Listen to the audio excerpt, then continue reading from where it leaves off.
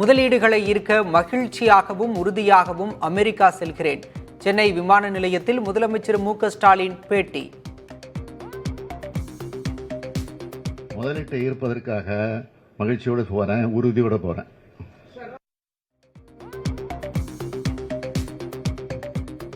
அமைச்சரவையில் மாற்றம் இருக்குமா என்ற கேள்விக்கு மாறுதல் ஒன்றே மாறாதது என்று முதலமைச்சர் பதில். பொறுத்திருந்து பாருங்கள் என்றும் கருத்து. அமெரிக்கா சென்று வந்த பிறகு இந்த அமைச்சரவையில் ஏதாவது மாற்றம் இருக்குமா சார்?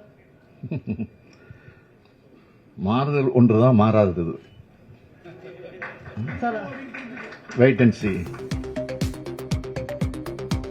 70 வயதாகிவிட்டதால் தனக்கு எதிரான அவதூறு வழக்கில் நேரில் ஆஜராவதிலிருந்து விலக்களிக்க வேண்டும்.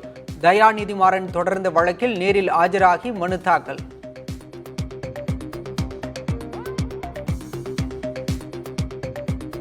எடப்பாடி பழனிசாமி மீதான விமர்சனம் 100% சரியே. தனது கருத்திலிருந்து பின்வாங்க போவதில்லை என்றும் அண்ணாமலை உறுதி.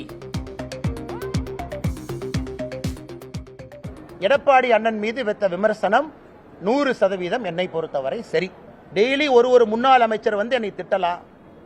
நான் அப்படியே உட்கார்ந்து அப்படியே கையை கட்டிக்கிட்டு, அண்ணன் சாரிங்க அண்ணே, உங்களுக்கு 40 வயசு அனுபவம் இருக்கு, சாரிங்க அண்ணே, எனக்கு 3 வருஷம் தான் இருக்கு சொல்றதுக்காக நான் வரல சார்.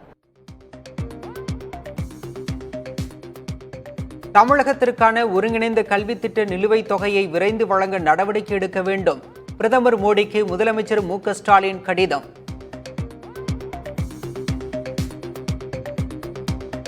மது ஒழிப்பு தொடர்பான விழிப்புணர்வை ஏற்படுத்த மகளிர் மாநாடு நடத்த உள்ளேன். விடுதலை சிறுத்தைகள் கட்சி தலைவர் திருமாவளவன் பேட்டி. மதுவை ஒழிப்பதற்கும் போதைப் பொருட்களை ஒழிப்பதற்கும் விழிப்புணர்வை ஏற்படுத்தி வருகிற அமைப்புகள் ஆகியவற்றை ஒருங்கிணைத்து தொடர் பரப்புரையில் ஈடுபட இருக்கிறோம். மாநிலங்களவைக்கு பாஜகவிலிருந்து 9 பேர் உட்பட 12 உறுப்பினர்கள் போட்டியின்றி தேர்வு. தேசிய ஜனநாயக கூட்டணியின் பலம் 112 உயர்ந்தது.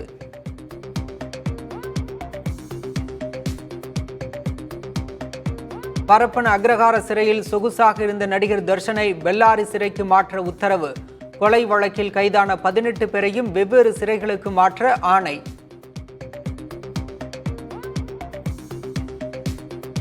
கேரள திரைப்பட நடிகர்கள் சங்க தலைவர் பதவியிலிருந்து விலகினார் மோகன்லால். நடிகர்கள் சங்க நிர்வாக குழுவினர் கூண்டோடு ராஜினாமா.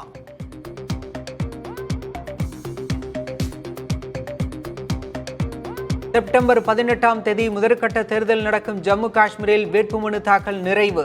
பாரதிய ஜனதா கட்சி அடுத்தடுத்த வேட்பாளர் பட்டியலை வெளியிட்டது.